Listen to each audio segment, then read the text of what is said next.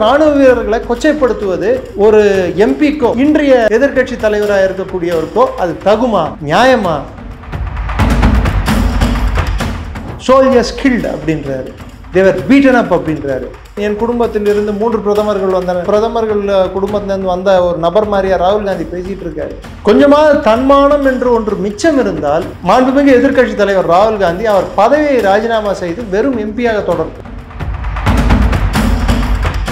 மசோதாக்களை நிறுத்துங்க, அது உங்களோட தார்மீக உரிமை. கேள்வி நேரத்தை நிறுத்தினா டீ காஃபி போண்டா சாப்பிட்றதுக்காக போறாங்க. எல்லாத்தையும் முடக்கிறது, இது என்ன மாதிரியான செயல்?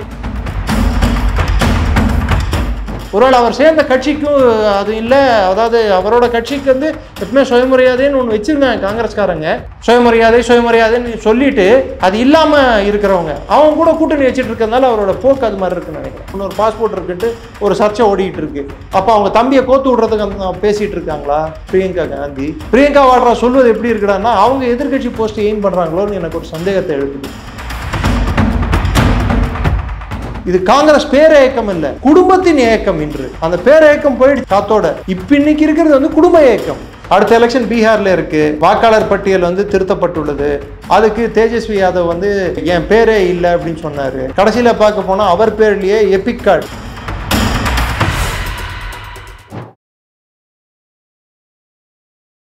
இளைய பாரத நேயர்களுக்கு வணக்கம். இன்னைக்கு நம்ம நேர்காணல நம்ம சிறப்பு விருந்தினர் டிஃபென்ஸ் அண்ட் ஸ்ட்ராட்டஜிக் அனலிஸ்டாக இருக்கக்கூடிய டாக்டர் நிரஞ்சன் சார் அவர்கள் தான். சார் வணக்கம் சார்.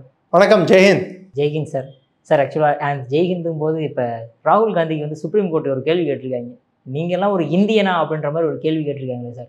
அந்த அளவுக்கு என்ன சார் அவர் தப்பா கேட்டுவிட்டாரு? ஒரு ஆப்போசிஷனாக இருந்து ஒரு கேள்வி கேட்கறது ஒரு தப்பா? சொல்லுங்க பார்ப்போம். கரெக்டு தான், நீங்க கேட்கறது கரெக்டு. ஆனா அவர் கேட்டிருக்கிற கேள்வி என்ன? சைனாக்கு முதல்ல 2000 கிலோமீட்டர் கொடுத்தாங்க அப்படின்னாரு, திரும்பி 4000 கிலோமீட்டர் கொடுத்தாங்கன்னாரு, திரும்பி 44,000 ஸ்கொயர் கிலோமீட்டர். எந்த ஒரு விஷயமாவது அவர் வாயிலிருந்து 2000, 4000, 8000, திரும்பி 44,000, நெக்ஸ்ட் பிம்பிலிக்கா பிலேபி அப்படின்னு வரா 1000, 2000, 3000.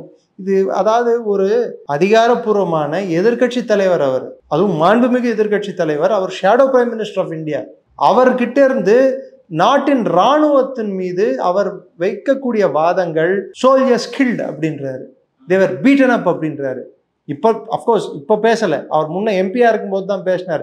ஆனால் அவர் என் குடும்பத்தில் இருந்து 3 பிரதமர்கள் வந்தனர். 3 பிரதமர் வந்த பிரதமர்கள் குடும்பத்திலேருந்து வந்த ஒரு நபர் மாதிரியா ராகுல் காந்தி பேசிட்டு இருக்காரு. சோல்ஜர்ஸ் கில்டுன்னா சோல்ஜர் கில்டுன்னு சொல்லலாமா? சோல்ஜர் மார்ட்டியர்டுன்னு சொல்லணும். உயிர் தியாகம் செய்தனர், வீர மரணம் அடைந்தனர். அது வந்து நாட்டுக்காக பண்ற உயிரிய தியாகம். அதை கில்டு அப்படின்னா டெரரிஸ்ட் கில்டு, தீவிரவாதி கொல்லப்பட்டான். ஏன்னா ராணுவ வீரனுக்கு வந்து நம்ம சொல்றதே அமரன் அப்படின்னு சொல்லுவோம், அமரர் அப்படின்னுவோம். அவங்க போனா கூட அவங்களோட பண்ண செயல் வந்து நிலைச்சு நிற்கும் இந்த மண்ணுலகில்.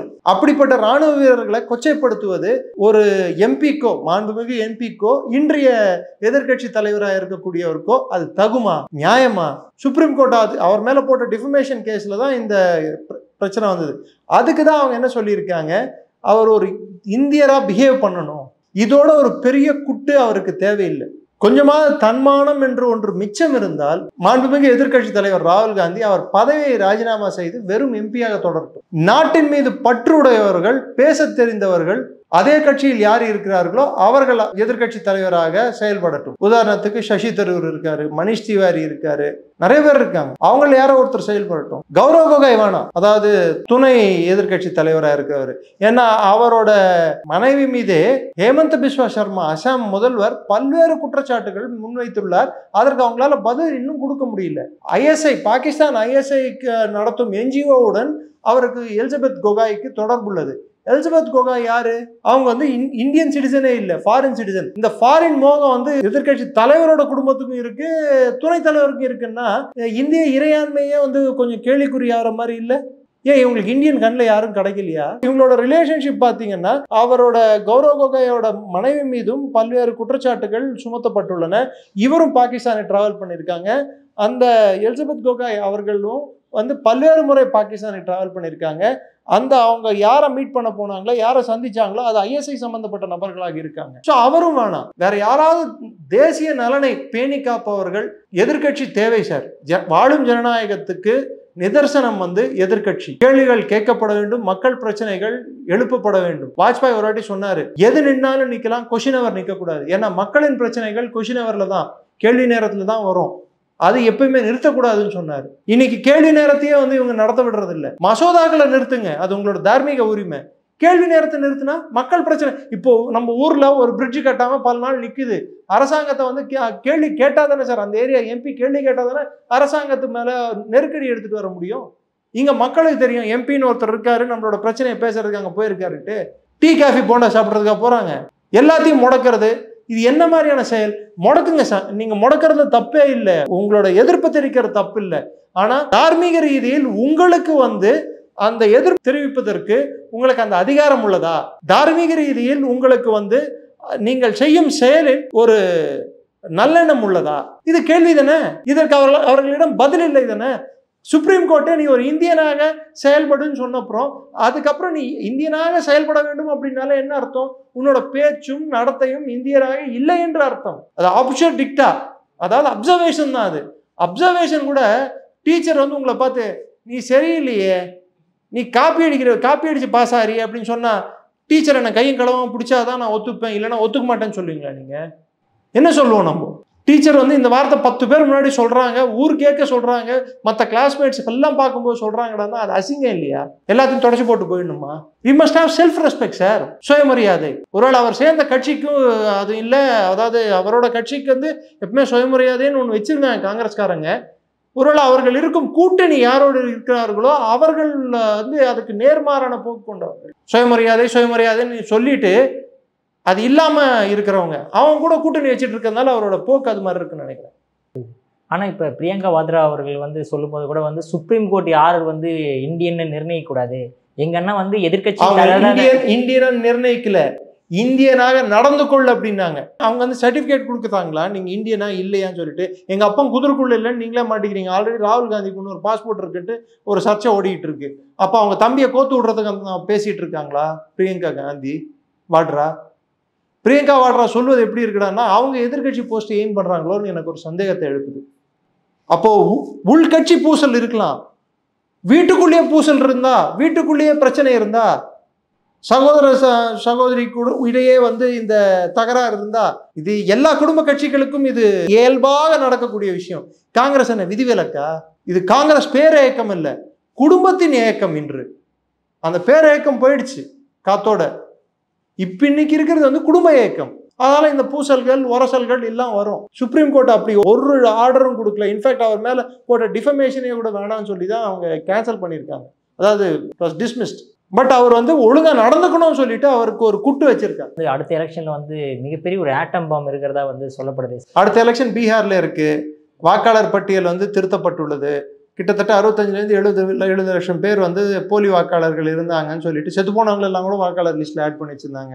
அவங்க எப்படி ஓட்டு போடுவாங்கன்னு எனக்கு தெரியல. அதெல்லாம் சரி பார்த்து அவர்களை விலக்கி உள்ளார்கள்.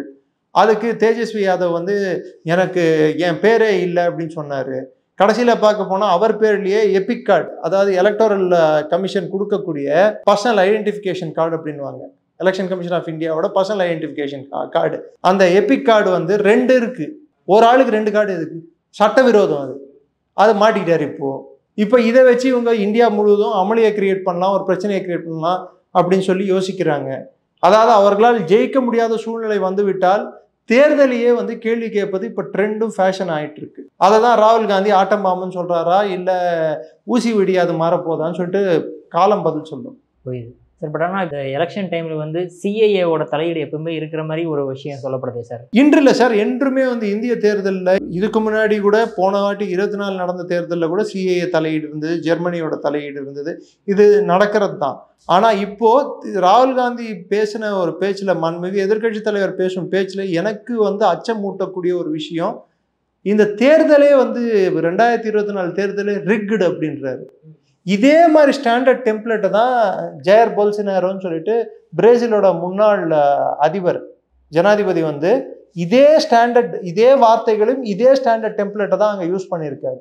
அவரை நேத்து, அதாவது அதிகாரப்பூர்வமாக ஆகஸ்ட் 4 அவரை வீட்டு கைதில் வைக்க சொல்லி சுப்ரீம் கோர்ட், பிரேசிலின் சுப்ரீம் கோர்ட் நீதிமன்றம் ஆர்டர் பிறப்பித்துள்ளது. அவரை வந்து வீட்டு கைதில் வைக்க போறாங்க. இதற்கு காரணம் அவர் ட்ரம்ப்புக்கும் அவருக்கும் நடந்த சம்பாஷணை.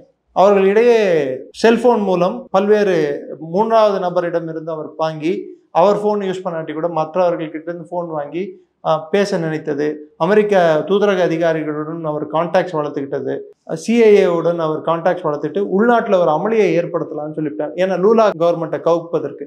லூலா கவர்மெண்ட் வந்து அமெரிக்காவோட இந்த டேரிஃப்க்கு வந்து அடிபணியில.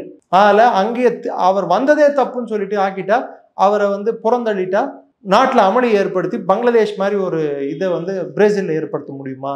ஏன்னா ஒருவேளை ட்ரம்ப் வந்து ஃபாரின் பாலிசியே டீப் ஸ்டேட்டுக்கு கையில் திரும்பியும் போயிடுச்சான்னு ஒரு டவுட் வருது.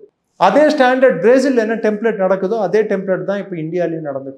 தேர்தல் 1 வருஷம் கழிச்சு மாண்புமிகு எதிர்க்கட்சி தலைவருக்கு இன்றுதான் புரிந்துள்ளதா?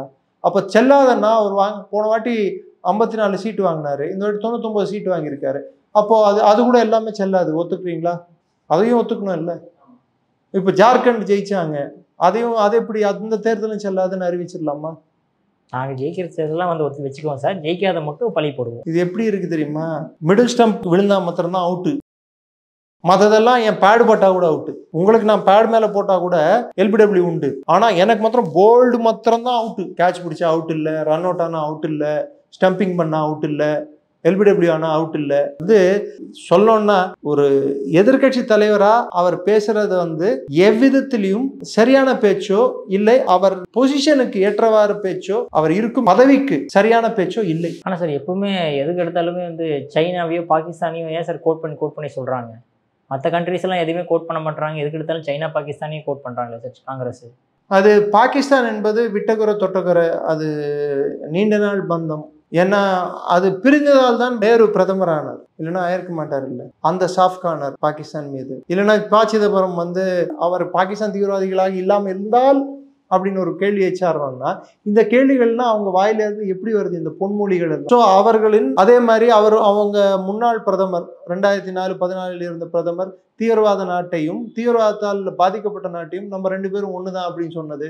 இது 2வது சைனா கூட போயிட்டு மாண்புமிகு இந்திய வெளியுறவுத்துறை அமைச்சர் சொன்ன மாதிரி டீல் சைன் போட்டது. நடுராத்திரியில் போயிட்டு இந்தியாவும் சைனாவும் நேருக்கு நேர் மோதி கொண்டிருந்தால் இவர் போய் நடுராத்திரியில் போயிட்டு டின்னர் சாப்பிட்டது சைனா தூதரக அதிகாரிகளுடன். இதையெல்லாம் பல்வேறு கேள்விகளை எழுப்புகின்றன. இந்த கேள்விகள் எப்படிப்பட்ட கேள்விகள் தான்னா, அவர் நியூட்ரலா இருக்காரா, அவர் இந்த நாட்டுக்கு உண்மையா இருக்காரா என்ற கேள்விகள் மனதில் வருகின்றன. அந்த கேள்வியின் பிரதிபலிப்பு தான் சுப்ரீம் கோர்ட் ஒரு இந்தியனாக நடந்து கொள்ளுங்கள் அப்படின்னு சொல்லி ஒரு குட்டு வச்சது. நீங்க வெளிநாட்டோட மவுத் பீஸா நடந்துக்கிறதுக்கு இந்திய எதிர்கட்சி தலைவராகவோ இந்திய மக்களவையில் ஒரு எம்பியாகவோ இருக்கிறது வந்து சரியில்லை. You cannot use a government forum to. இந்த நாட்டின் அதிகாரப்பூர்வமான ஒரு பதவியில் இருந்து கொண்டு இந்த நாட்டின் இராணுவத்தையும் இந்த நாட்டின் இறையாண்மையும் கேள்வி கேட்கும் தன்மை உங்களுக்கு எப்படி வரும்? எப்படி கேட்கலாம்? நீங்க எந்த பொசிஷன்ல இருக்கீங்களோ அந்த பொசிஷனுக்கும் அந்த பொசிஷன் கொடுத்த அந்த நாட்டுக்குமே எதிராக நீங்க செயல்பட்டா அந்த பொசிஷன்ல உட்காரத்துக்கு என்ன தார்மீக அடிப்படை உண்டு? ஸோ அவர் சைனாக்கு வக்காலத்து வாங்குறதோ பாகிஸ்தானுக்கு வந்து வக்காலத்து வாங்குறதோ, அரசாங்கத்தை கேள்வி கேட்கறது தவறல்ல. 5 ஃபைட்டர் பிளேன் வந்துடுச்சு, சரி ப்ரூஃப். சைனாக்காரர்கள் இந்திய ராணுவ வீரர்களை கொன்று விட்டார்கள், அவங்க செத்துட்டாங்க. வார்த்தை. அரசாங்கத்தை சாடுவது எதிர்கட்சி தலைவரின் உரிமை. இராணுவத்தை சாடுவதோ இராணுவத்தை கலங்கப்படுத்துவதோ அது உரிமை அல்ல. ஆனால் சார் அது சென்ட்ரல் கவர்மெண்ட் சரியாக ஃப்ரீடம் கொடுக்காதனால தானே ஆர்மி பீப்புளெலாம் அந்த அளவுக்கு செயல்படுறாங்க அப்படின்ற மாதிரி சார் குற்றச்சாட்டு வைக்கிறாங்க. எப்படி 2013 வந்து இந்திய ராணுவ வீரரோட தலையை வெட்டி எடுத்து பாகிஸ்தான் எடுத்துட்டு போயிடுச்சு தெரியுமா? இது மாதிரி பல்வேறு சம்பவங்கள் 2004 முதல் 14 வரை நடந்தது. மும்பை அட்டாக் நடந்தப்போ என்ன பண்ணாங்க? பல்வேறு இடங்கள்ல அட்டாக் நடந்தப்ப என்ன பண்ணாங்க? அப்போ கூட வந்து பிரைம் மினிஸ்டர் வந்து மன்னிப்பு கேட்டாரு சார் மக்கள்கிட்ட. ஆனால் இப்போ இந்த விஷயத்துக்கு யாருமே மன்னிப்பு எதுக்கு மன்னிப்பு கேட்கணும்? சிந்தூர் ஆபரேஷன்ல பாகிஸ்தான்ல அடி நடிச்சதுக்கு ஐயோ மன்னிச்சுக்கோங்க நான் பாகிஸ்தான் அடிச்சிட்டேன்னு சொல்லிட்டு நீங்க பிரதமர் கிட்ட மன்னிப்பு எதிர்பார்க்குறீங்க, அதுவும் இந்த பிரதமர் கிட்ட. ஐ எம் சாரி, இவரிடம் அதை எக்ஸ்பெக்ட் பண்ணீங்கன்னா you are expecting something extraordinary from this man. இது எப்படி இருக்குடான்னா சிங்கத்தை பூனையா மாறுன்னு சொல்ற மாதிரி இருக்கு. ஏன்னா சார் கனிமொழி அவர்கள் சொல்லும்போது என்ன சொல்றாங்கன்னா, பார்லிமெண்ட்ல உங்களை ஒரு ஹியூமனிட்டியாவது தெரிஞ்சுக்கங்க ஆப்போசிஷன்ல இருந்து. இந்த மும்பை பிளாஸ்ட் நடக்கும்போது பிரைம் மினிஸ்டர் வெளியே வந்து நாட்டு மக்கள்கிட்ட மன்னிப்பு கேட்டார். மன்னிப்பு மாத்திரம் தான் கேட்டாரு. அவரோட இயலாமையால் அவரின் செயல்படாத தன்மையால் என்னால நடத்த முடியல சாமி, நான் வந்து தோத்துட்டேன்னு சொல்லி மன்னிப்பு கேட்ட மாதிரி தான் மக்கள் எடுத்துக்கிட்டாங்க. அதை நாட்டு மக்களை காப்பாற்ற திறன் இல்லாத ஒரு ஆட்சி அந்த ஆட்சி. அதனால் மன்னிப்பு கேட்டது. இது நாட்டு மக்களை காப்பாற்ற திறனில்லாத ஆட்சியா இருந்தாலும் தவறுகள் நடந்தன என்று பிரதமர் ஒற்றுக்கொண்டார். அந்த தவறுக்கு பாகிஸ்தானுக்கு பாடம் புகட்ட வேண்டும் என்று பாடத்தையும் புகட்டினார். தேவைப்பட்டால் இன்னொரு முறையும் புகட்டுவார். அதை அவர்கள் செய்தார்களா? ஏதோ குத்தம் கண்டுபிடிக்கணும்னு சொல்லிட்டு குத்தம் கண்டுபிடிக்கிறதா? சார் அடுத்ததாக பார்த்தோம் அப்படின்னா, நம்ம இந்த எலெக்ஷன் டைம் வந்துட்டாலே எல்லா ஸ்டேட்ஸ்லையுமே இந்த போராட்டங்கள் வெடிக்க ஆரம்பிச்சிருது சார். எதனால சார்? அது என்ன எலெக்ஷன் டைம் நெருங்கும் போது மட்டும் போராட்டங்கள் வெடிக்கிறது காரணம்? அதாவது பல்வேறு மாநிலங்கள், நம்ம இருக்கிற மாநிலம் உட்பட, அவங்களோட நிதிநிலை சரியில்லை. ஆனா வாக்குறுதிகளை அள்ளி தெளித்து விட்டார் மக்கள் கிட்ட. மக்களும் அவங்க சான்ஸ் எப்ப கிடைக்கும், அந்த பட்டனை பிரஸ் பண்ணும்போது அந்த சான்ஸ்க்காக வெயிட் பண்ணுவாங்க. பல்வேறு கூட்டமைப்புகள் இருக்கும், என்ஜிஓ அமைப்புகள் இருக்கும், அரசு சார்ந்த அமைப்புகள் இருக்கும். இவங்க எல்லாருக்கான பிரச்சனைகள் எப்போ அரசாங்கத்தினிடம் எடுத்துட்டு போக முடியும், அரசாங்கம் எப்போ கொஞ்சம் கேட்குண்டான்னா தேர்தல் வரும்போது ஆட்சி பறி போயிடும் சொல்லும் போது மாத்திரம்தான் அவங்க கேட்பாங்க. அது வரைக்கும் அவங்கள புறந்தள்ளிடுவாங்க. இல்ல போராட்டம் பண்றவங்களுக்கே சஸ்பென்ஷன் நோட்டீஸ் கொடுத்துருவாங்க. இப்ப கொடுக்க மாட்டாங்க, கொடுக்கவும் முடியாது. கொடுத்தாங்கன்னு வச்சுக்கோங்க, தேர்தலை அவங்க கரெக்டா அவங்க தான் நடத்தணும், கவர்மெண்ட் ஆபீசர்ஸ் தான். ஸோ அது பண்ண மாட்டாங்க. அந்த ஒரு காரணத்துக்காக இப்பதான் அவங்களோட பிரச்சனைகளை முன்வைக்க முடியும். ஆனா அடிப்படை பிரச்சனை என்னன்னு சொல்லட்டுமா?